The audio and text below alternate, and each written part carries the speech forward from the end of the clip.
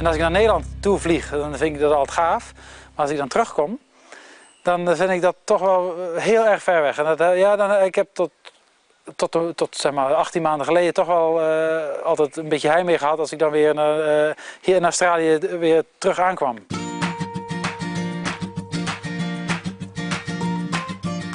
Zeeuws-Vlaming Walter Hendriksen woont in Murwillumbah in het oosten van Australië ten zuiden van Brisbane.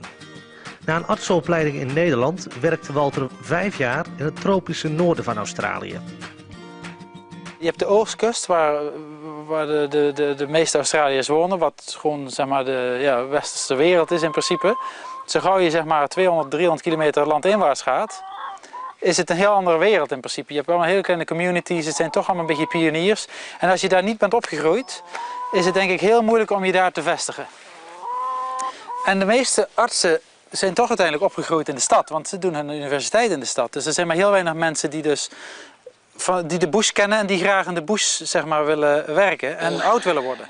Plus het werk in de bush is heel hard. Het is heel hard werken als arts, want je hebt gewoon vaak de verantwoordelijkheid voor alles wat er op medisch gebied gebeurt in de community, in de gemeenschap. En vaak ben je in je uppie of met nog 1 of 2 anderen. Dus je draait heel veel diensten. En tegenwoordig is toch de mentaliteit van de huidige generatie artsen dat ze toch ook een beetje voor lifestyle kiezen. En niet meer zo hard willen werken als de traditionele plattelandsdokter zoals je die in Nederland kent. Ja, kijk, ik wilde avontuur. En ik kreeg avontuur. Dus ik vond het geweldig.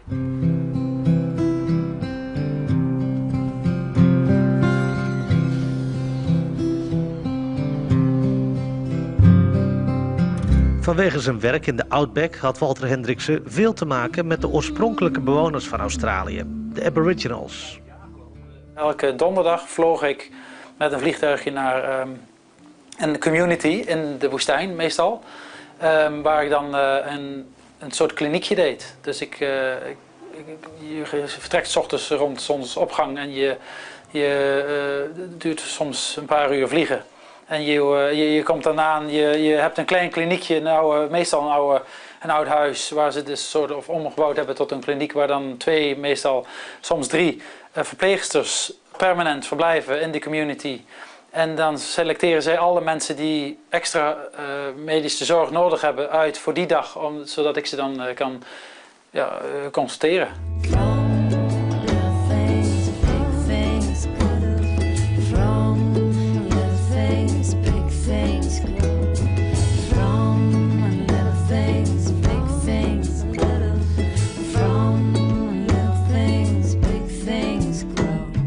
Toen ik in Australië aankwam en ik dus die communities binnenging, ik vond het geweldig, want ik wilde dus eigenlijk trooparts worden, naar Afrika gaan. Ik dacht, hé, dat is hetzelfde als Afrika. Hoe langer ik dus daar was en hier in Australië ben, hoe gecompliceerder je ziet dat het probleem is. En dat het dus bijna, denk ik, niet op te lossen is. Die mensen hebben een heel groot deel van hun ziel, zeg maar, is afgepakt. Hun ziel bedoel ik hun country, wat ze noemen, hun land. Dat is hun identiteit. Die zijn ze min of meer kwijt. Hun hele cultuur is daarop gebouwd, zeg maar. Ze zijn een minderheid in hun eigen land. Toen ik in Derby was, waren er verschillende keren dat sommige mensen die iets fout hadden gedaan, niet werden vervolgd door de westerse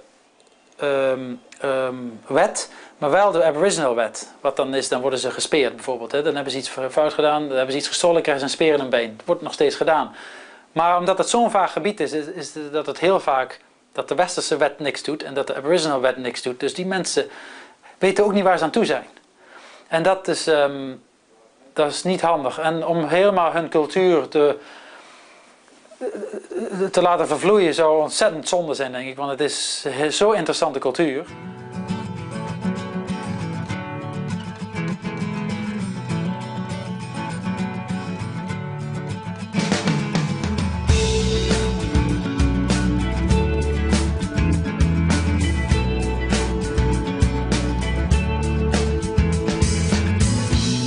Het is eigenlijk een van de zuidelijkste tropische regenwouden. Het is eigenlijk een subtropisch regenwoud hier in Australië wat nog authentiek is.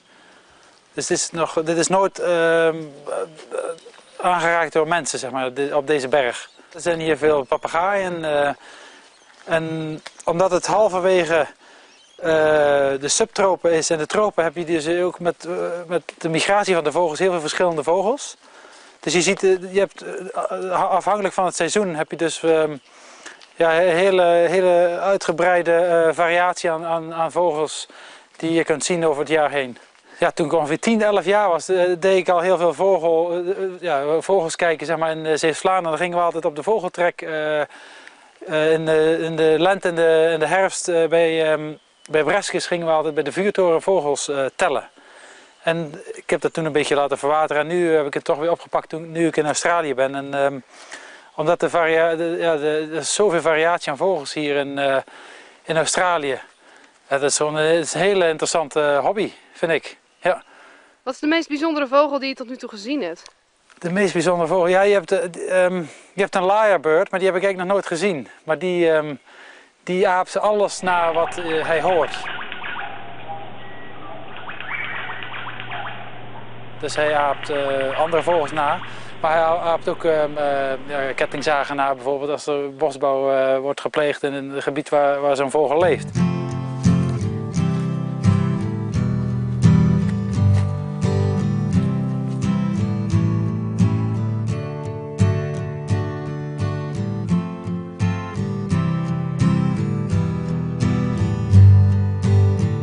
Walter emigreerde ruim 10 jaar geleden, is getrouwd met de Australische Sarah en ze hebben samen 3 kinderen. Toch voelt Walter Hendriksen zich nog steeds een Zeeuw. Het landschap is toch wel heel speciaal. En met name dan Zeeuws-Vlaanderen, waar je dus je hebt alle polders met alle polderwegjes, met alle populieren over de dijken. En dat mis ik wel. En ook ja, de Schelde.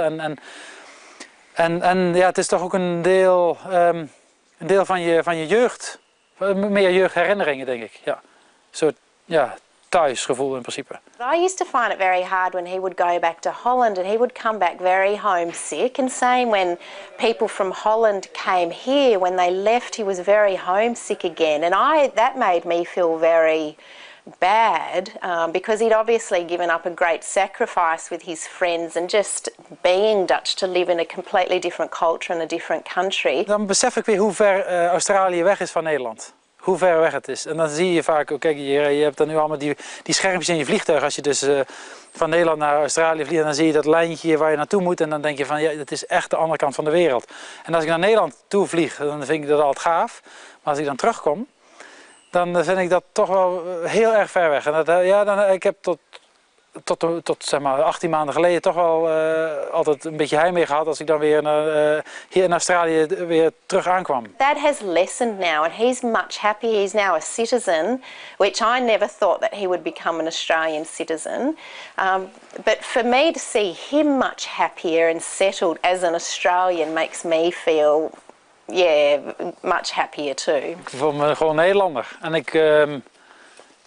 misschien ook omdat ik er niet echt moeite voor doe om Australië te zijn. Ik ben me natuurlijk aangepast aan alle gewoontes en gebruiken, maar ik ben gewoon een Nederlander. Of een Zeeuw eigenlijk, nog meer. Hoezo dat? Ja, kijk, in Nederland heb je in principe hetzelfde principe. Je bent, zo gauw je zegt dat je een Zeeuw bent, dan ben je een Zeeuw en niet een Nederlander ten opzichte van de rest van Nederland. En ja, kennelijk zijn wij dan toch wel een bepaald slag volk. Heel direct en stug misschien.